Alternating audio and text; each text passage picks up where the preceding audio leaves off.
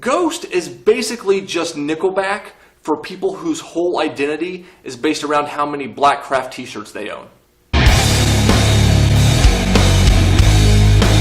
What is up, Super Kickers? It is the veteran Jack Vaughn, and today, instead of giving advice to you young talent like I normally do, today I am going to be helping out you promoters. You see, I've been doing this a long time, and it seems like I hear the same bands and the same songs during every intermission at every show. So what I decided to do is we are going to comprise the ultimate indie wrestling show intermission playlist. If you're a promoter, you have a lot of stuff to think about on the day of the show.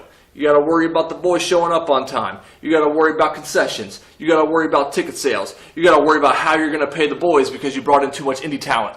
Now, one thing that you shouldn't have to worry about is the music. Now, if you're a respectable promoter, you just hire a sound guy and he takes care of it. But I am going to take the work out of that for you. We are going to create this playlist to eliminate the middleman. Now, on a typical indie wrestling show, intermission should be about 10 to 15 minutes. That is, if your show is run well. But this is the indies, where nobody sticks to their times. So this playlist is going to be an easy 35 to 40 minutes, so we need to come out with about 12 songs. One thing to consider is your audience. Now, these are professional wrestling fans, which means they're probably not into pop, they're probably not into rap music, they're probably not into country. Actually, depending on where you are, they're probably really, really into country. Grunge and butt rock are your go-to genres here. Stuff from the early 90s to the early 2000s. Grunge and butt rock. What is butt rock, you ask? Well, I'm going to tell you. Butt rock is the genre of music that you hear on the radio of stations that claim that they play nothing but rock. Get it? Butt rock, nothing but rock. It's really clever. I don't know who came up with it, but whoever it was, they are just a genius. Probably Chris Jericho. That guy came up with everything. Now, we will venture out of the 90s and early 2000s. We're going to go as early as the 70s and as recent as a few years ago. So first, let's get all of our grunge songs out of the way. Now, if you're into hard rock and heavy metal, you undoubtedly are familiar with the big four of thrash metal from the 80s. Metallica, Megadeth, Slayer, and Anthrax. Now, if there were a grunge equivalent, we would have Nirvana, Pearl Jam, Allison Chains, and Soundgarden. Nirvana is undoubtedly the Metallica of grunge. They're the biggest band in the genre. They're still very popular 26 years after Kurt Cobain died, and their biggest song was Smells Like Teen Spirit, so that's what we're going to go with here. And then you have Pearl Jam. Pearl Jam is the Slayer of grunge. They've been around a long time, they've consistently made good music, so we're going to go with Even Flow from Pearl Jam. Up next, we have Allison Chains. Now, Allison Chains was the Megadeth of grunge. They're the band that many, many years from now, you're going to look back and you're going to say, man, Megadeth and Allison Chains, they were really good. I wish I would have listened to them more when I was younger. So, for Allison Chains, we're going to use Man in the Box. Now, unfortunately, we're not going to be using any Soundgarden songs because they're basically the Anthrax of grunge. It's like, yeah, they're good, but who cares? Unlike Anthrax, however, Soundgarden actually has songs that you know. Speaking of the big four, we have to talk about Metallica. Metallica, probably the biggest metal band that's ever lived, so we have to include a Metallica song. Unfortunately, Metallica hasn't released any good music since the 80s, so we don't really have a lot to work with here.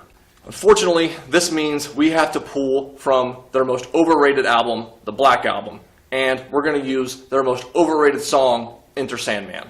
When the 45-year-old dudes in the crowd hear those first 5 notes, they are instantly transported back to the 90s to a point in time where they thought that they were cool. But they weren't cool, they were wrestling fans. Alright, now let's rewind time a little bit and let's go back to the 70s and 80s. We have 3 songs we're going to discuss here. First, September from Earth, Wind & Fire. No reason, it's just a great song. It's probably the best song ever written. Next, Acdc. You cannot have a professional wrestling intermission playlist without Acdc. They are one of the biggest bands of all time. They're still around today. You can take Back in Black, TNT, Shook Me All Night Long, Stiff Upper Lip. you know, just use any Acdc song, they're all the same. The last pre-90s band that we're going to be using is Motley Crue.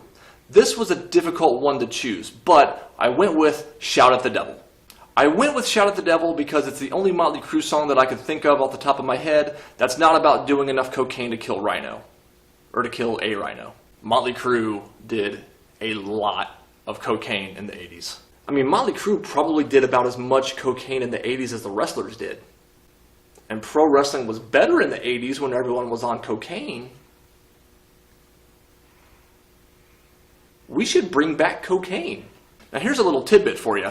If the band had an association with the WWE in the 2000s, they are a band that you should use. Case in point, Drowning Pool. Now let's be real here. Drowning Pool, as good as they were, they had their moments, but they're known for one song, and it is the perfect professional wrestling song, Bodies. It's about bodies hitting the floor. It's professional wrestling, bodies, slams. It's stupid, but I mean, the kids will love it. Next band, Saliva. You know, I once did an indie show where there was the standard 1 hour time frame between doors opening and the show starting. That's typical. However, they only played Saliva in that entire hour.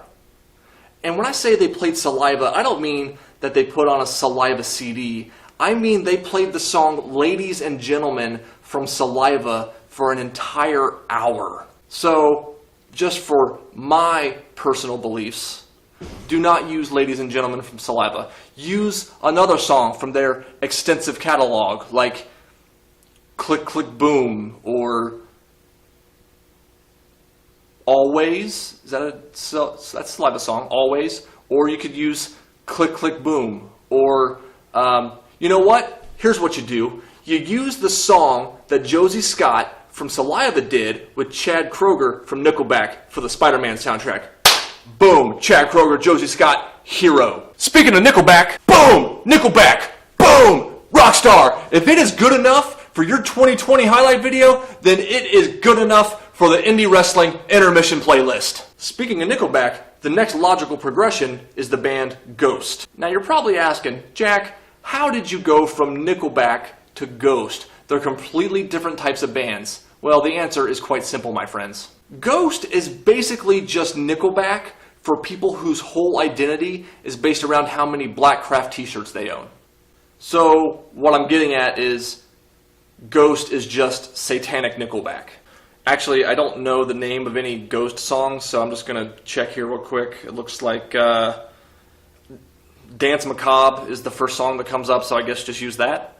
And now we have to discuss the ultimate butt rock band, Disturbed. Disturbed has been around a long time. Listen, I loved them when I was in high school. I went to their concert. It was awesome. However, they are butt rock of the butt rock. However, they have never quite surpassed the success of Down with the Sickness. Now, this is crucial information. Even if you are not running a family-friendly show, you have to get the edited version of Down with the Sickness. I don't care who you are or how raunchy of a promotion you run, nobody is comfortable during that middle part in Down with the Sickness. You know, the part where David Draymond calls his mom a and tells her to off and die, and then calls her a stupid, sadistic, abusive.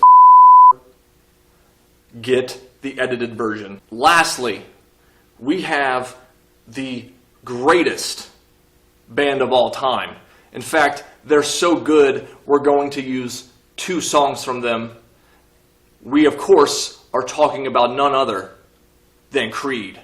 Not only are they the best band of all time, but they are Mrs. Vaughn's favorite band. So, just as an homage to my lovely, lovely wife, who loves Creed so much, we're going to use both Higher and My Sacrifice.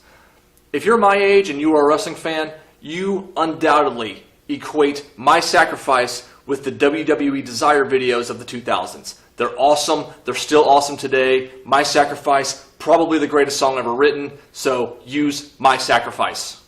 And as a bonus to all of you in West Virginia, you have to use Kid Rock's All Summer Long, which is the Hillbilly Anthem. So there you have it, folks. That is the ultimate indie professional wrestling show Intermission playlist. Not only did I take all the guesswork out for you, I did all the work, because not only did I tell you what songs to use, I created a playlist. I'm the veteran Jack Vaughn. Thank you all so much for watching. Don't forget to like the video. Don't forget to subscribe to the YouTube channel. And as always, don't forget that you can sign my change.org petition to ban the super kick from professional wrestling. Because remember, when every kick is super, no kick is super.